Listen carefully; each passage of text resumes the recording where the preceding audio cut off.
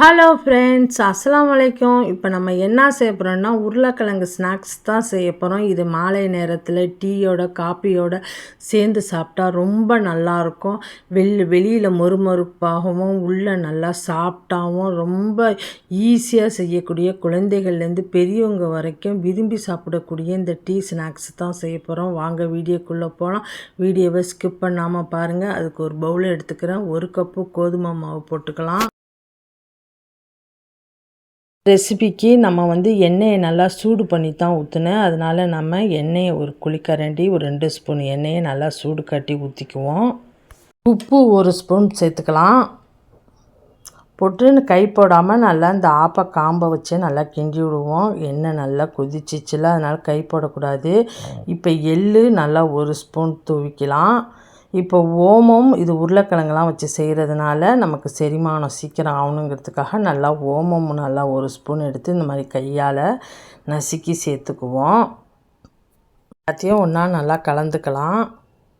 அந்த எண்ணெய் ஓமம் எல்லாம் நல்லா சேர்ந்துக்கிட்டு கொஞ்சம் கொஞ்சமாக நம்ம தண்ணி தெளித்து சப்பாத்தி மாவு அளவுக்கு நம்ம நல்லா பனைஞ்சிக்கணும். சப்பாத்தி மாவு எந்த கன்சிஸ்டன்சியில் பனைகிறோமோ அந்த மாதிரி நல்லா பதமாக பனைஞ்சி அது ஒரு ஓரமாக இருக்கட்டும். இப்போ நம்ம ஸ்டஃபிங் செஞ்சுக்குவோம். நான் 2 உருளைக்கிழங்க வேக வச்சு இந்த மாதிரி நல்லா உதுத்து கொண்டு வந்திருக்கேன்.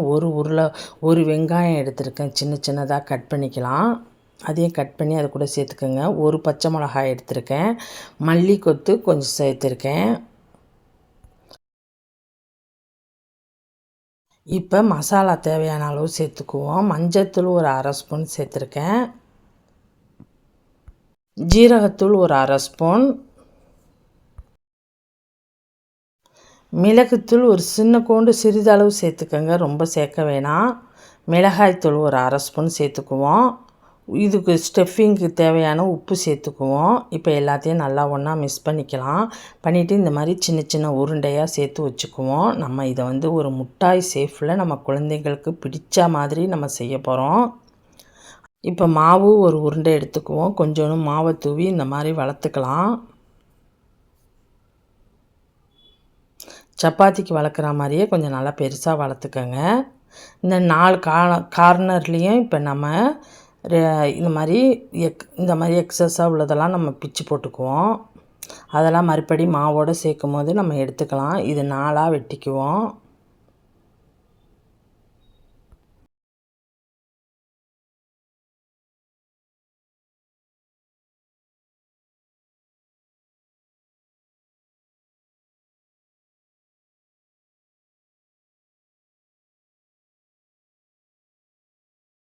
இப்போ இந்த ஒரு ஷீட்டில் நம்ம உருண்டை பிடிச்சி வச்சோம்மா ஸ்டஃபிங்கை உள்ளாரக்க வச்சு இந்த மாதிரி நான் எப்படி செய்கிறனோ அதே மாதிரி செய்யுங்க. கொஞ்சோண்டு தண்ணி தொட்டுக்கோங்க. அப்போ தான் எண்ணெயில் போட்டால் நமக்கு அது பிரியாது. இந்த மாதிரி ஃபோர்க்கு ஸ்பூனை வச்சு இந்த சைடும் ஒரு அச்சு விட்டுக்கலாம். அச்சு செஞ்சுக்கலாம். இந்த மாதிரிலாம் செஞ்சு கொடுத்தா குழந்தைங்கள்லாம் ஆசைப்பட்டு விரும்பியே சாப்பிடுவாங்க. இந்த மாதிரி ஒரு ஸ்டிக்கை எடுத்துக்கோங்க. இந்த மாதிரி நமக்கு முட்டாய் சேஃப் வேணுன்ட்டு நம்ம இந்த மாதிரி வளைச்சிக்குவோம். பார்த்தீங்களா எப்படி வந்திருக்குன்னு பார்த்தீங்களா? பார்த்தா முட்டாய் இருக்கிற மாதிரியே இருக்குல்ல உள்ளார்க்க. இந்த மாதிரி நான் எல்லாத்தையும் செஞ்சு வச்சுக்கிறேன். இப்போ எண்ணெயை ஒரு சட்டியில் ஊற்றி எண்ணெய் நல்லா காஞ்சிடுச்சு. இப்போ நம்ம ஒன்று ஒன்றா எடுத்து நம்ம போட்டுக்குவோம். இது ஈவினிங் டயத்துலலாம் செஞ்சு கொடுத்தா குழந்தைங்க விரும்பி சாப்பிடுவாங்க.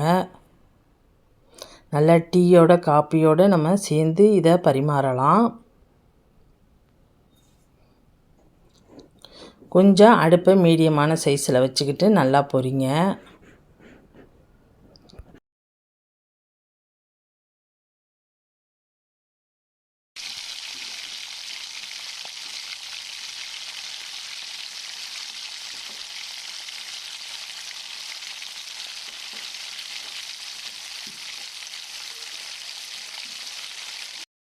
நல்லா பொரிஞ்சு வந்துருச்சு. இப்போ இதை நம்ம அள்ளிக்கிடுவோம். அள்ளிட்டு அடுத்த பேட்சையும் நம்ம போட்டு பொரிச்சுக்கலாம்.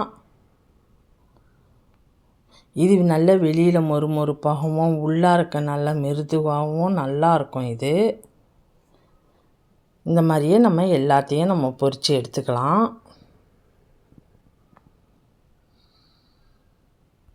பாருங்கள், நம்ம எல்லாத்தையும் இப்போ மிட்டாய் ஸ்நாக்ஸை நம்ம பொரித்து எடுத்துக்கிட்டோம். உங்களுக்கு இந்த மிட்டாய் ஸ்நாக்ஸு பிடிச்சிருந்துச்சுன்னா எனக்கு ஒரு லைக் பண்ணுங்கள், என் சேனலுக்கு சப்ஸ்கிரைப் பண்ணுங்கள். அப்போ தான் நான் போடுற வீடியோலாம் உங்களுக்கு நோட்டிஃபிகேஷன் உடனே வரும். மீண்டும் நம்ம ஒரு இன்ட்ரெஸ்டிங்கான வீடியோவில் மீட் பண்ணுவோம். ஓகே, பாய்.